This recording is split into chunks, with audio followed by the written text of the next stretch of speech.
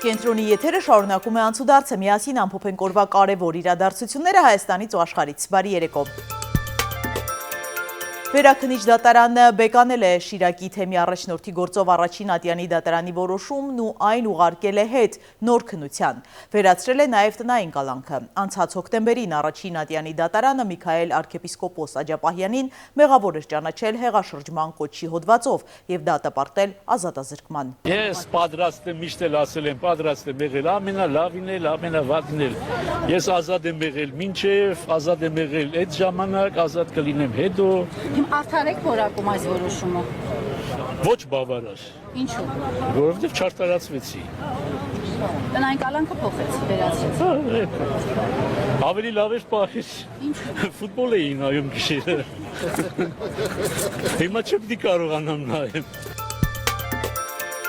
Նիկոլ Փաշինյանն այսօր կասկած է հայտնել, թե գոյություն ունի Եվրասիական տնտեսական միությունը։ Եվրաինտեգրման ուղիով շարժվելու համար Մոսկվայից բազմաթիվ զգուշացումներ է ստացել իշխանությունը։ Կառավարության նիստին Փաշինյանը հայտարարել է, թե ԵԱՏՄ-ն պետք է հստակ պատասխանի, կա թե չկա, իսկ ճեպազրույցում նա հաստատել է իր կասկածը։ ԵԱՏՄ-ն ինչ է, ԵԱՏՄ-ն 4 սկզբունք է՝ ապրանքների ծառայությունների, աշխատուժի եւ ֆինանսների ազատ հոսք։ Եթե չկա այդ ազատ հոսքը, ուրեմն չկա ԵԱՏՄ-ն։ Ասենք լավ է, այս կարա մի ամիս խնդիր լինի, լավ 2 ամիս կարա խնդիր լինի, լավ 3 ամիս կարա խնդիր լինի, 4 ամիս եթե այդ խնդիրը դեռ կա, նշանակում է ԵԱՏՄ չկա։ Հետևաբար, եթե ԵԱՏՄ-ն հայտարարում է, որ ինքը չկա, մենք ինչ անենք։ Է չկա։ Չիլնի։ Եվրոպական հանձնաժողովի նախագահ Ուրսուլա ֆոն դեր Լայենը պատրաստվում է հաջորդ շաբաթ այցելել Հայաստան։ Այցի ընթացքում կարող է հայտարարվել ԵՄ շուկա հայկական գյուղմթերքի մուտքի հեշտացման մասին։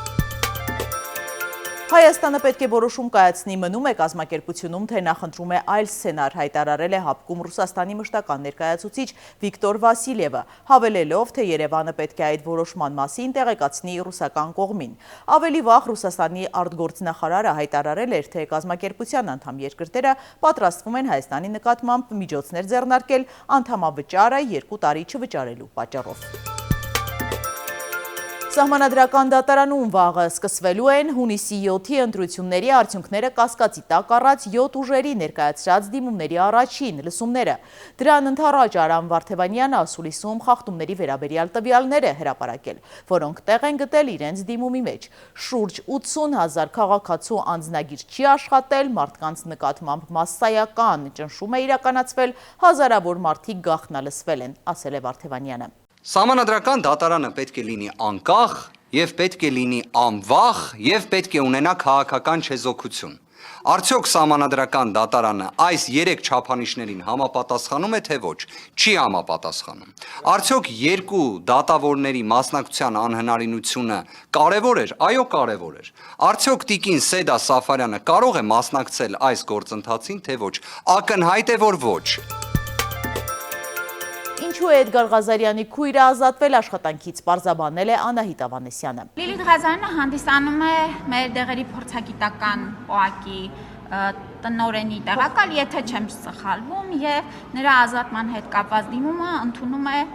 որոշումը ընդունել է ղեկավարը։ Իսկ ինչ վերաբերվում է այդ մանիպուլյացիաներին, եթե դրանք իրականություն լինեին, Լիլիթ Ղազարյանը կազատվեր 5-6 տարի առաջ։ Այսինքն դուք ես չգիտեմ։ Ձեր ցուցումով չի եղել, դուք պնդում եք Տիկին Ավանեսյան։ Հարգելիներս, ես ցուցումներ եւ հանձնարարականներ տալիս եմ, եւ ես այս պահին էլ ասեցի, որ տնօրենի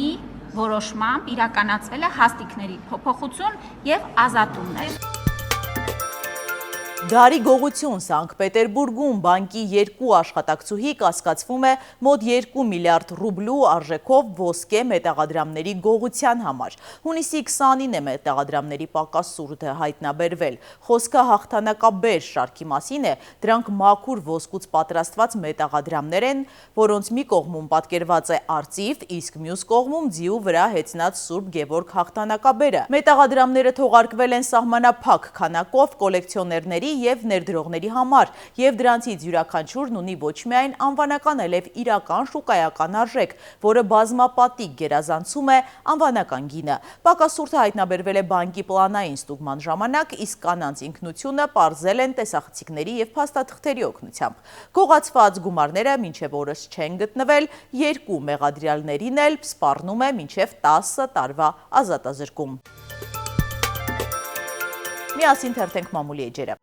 Հրապարակը գրում է իշխանությունը մտադիր է մեգահամայնքներ ձևավորել, շրջանառության մեջ է դրվել օրենքի նախագիծ, որով առաջարկվում են արդեն խոշորացված համայնքների նոր խոշորացումներ։ Առաջին փուլում դիտարկում են Արարատի մարզի Արարատ և Վեդի համայնքների միավորումը։ Նախագծում նշված է ստեղծվում են համայնքային փնջեր։ Արարատ անվանումով փնջում կներառվեն Արարատ և Վեդի համայնքները, դրանց կազմում ընդգրկված 32 բնակավայրերով։ Երկրորդ համայնքային փունջը կլինի Լոռու մարզի Վանաձորը, որում ներառվելու են ներկայիս Վանաձոր և Փամբակ համայնքները, վերջիններիս կազմում ընդգրկված 22 բնակավայրով։ Այսպիսով առաջարկվող ծրագրում ներգրավված են լինելու 4 համայնք, 54 բնակավայր, որոնց միավորման արդյունքում ձևավորվելու է 2 համայնք։ Այլևս գաղտնիք չէ, որ այս գործընթացը ոչ թե տեղական ինքնակառավարման զարգացմանն է ուղղված, այլ նախընտրական հստակ հաշվարկներ է պարունակում։ Ժամանակին ընդդիմադիր падգամավոր Նիկոլ Փաշինյանը խիստ քննադատում էր այս գործընթացը, պնդելով, թե այն տանում է գյուղերի ամայացման, իսկ այսօր նրա գլխավորած կառավարությունը ոչ միայն շարունակում է այդ քաղաքականությունը, այլև նոր թափ է հաղորդում դրան։ Խոշորացմանը հաջորդելու են ընտրությունները եւ պարզ է, որ Փաշինյանը հիմիկվանից մտածում է գալիք ընտրությունների մասին, նպատակ ունենալով չեզոքացնել ոչ ցանկալի համայնքապետերին։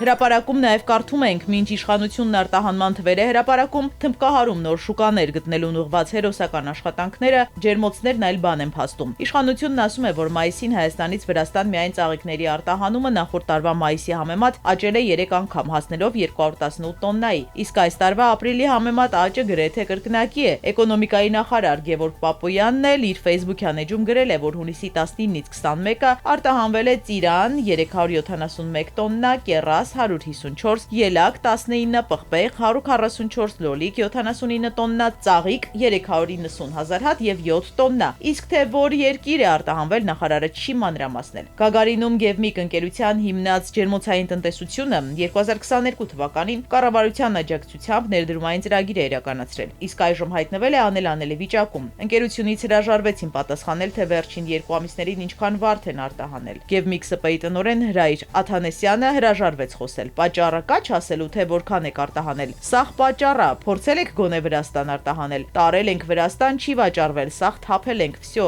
էլ հարց մի տվեք ինձ։ Մենք այլ աղբյուրից տեղեկացանք, որ ընկերությունն աշխատակիցների աշխատավարձերը 40%-ով կրճատել է եւ այդ կրճատումը հիմնավորել է նրանով, որ դա ժամանակավոր է, մինչեւ արտահանում լինելը, հակառակ դեպքում ջերմատունը կփակվի։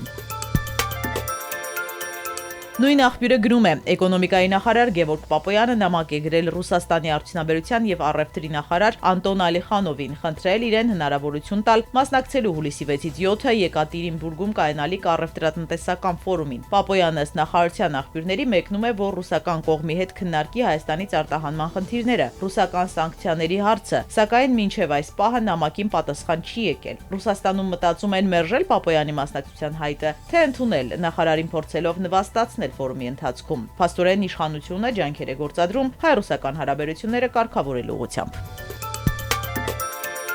Գևորգ Պապոյանի խոսնակը հերքում է, Պապոյանը նամակ չի գրել ռուս գործընկերոջը։ Վերջերս էկոնոմիկայի նախարարը հրավեր է ստացել մասնակցելու հուլիսին Եկատերինբուրգում կայանալիք առևտրատնտեսական ֆորումին։ Սա է միակ փաստը։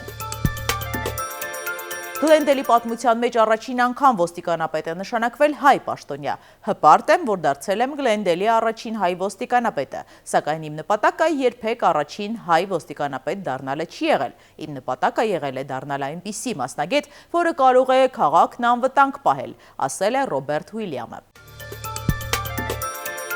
Ծառայողական պարտականությունները բարեխղճորեն եւ բարձր պատասխանատվությամբ կատարելու համար ջրասուզակ Վահե Մելքոնյանը պարգևատրվել է ամբասիր ծառայության համար մեդալով։ Նա ակտիվ ներգրաված է եղել Փամբագետում իրականացված լայնածավալ որոնողական աշխատանքներին։ Նախորդին հրապարակված տեսանյութում Վահեն չի կարողացել զսպել արդյունքները, պատմելով փրկարարի առաքելության եւ ծանր հոգեբանական ապրումների մասին, ինչը հուզել էր հանրությանը։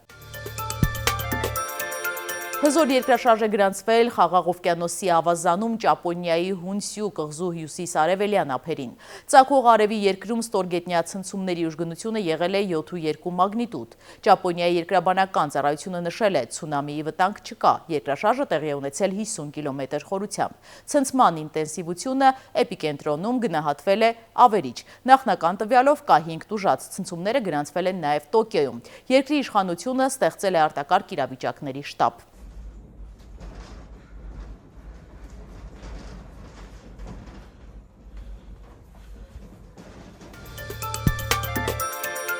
Երկրաշարժը եղել նաև Վենեսուելայում, այն վերջին 126 տարվա ընթացքում ամենաուժեղն է եղել։ Փլուզվել է Կարակասի միջազգային օդանավակայանում առաստաղի կառույցը։ Վենեսուելայի Լա Գուայրայում փրկարարներին հաջողվել է 3 երեխայի դուրս բերել բնակելի շենքի փլատակներից։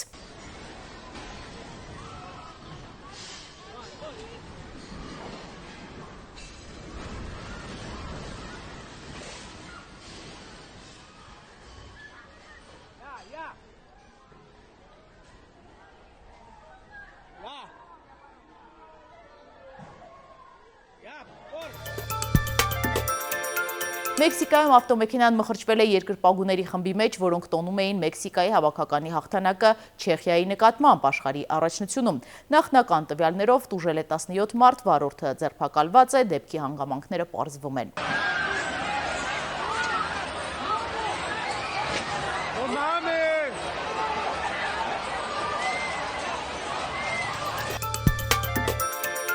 Հետևեք անցուդարձին ամեն երեկո կհանդիպենք վաղը նույն ժամին։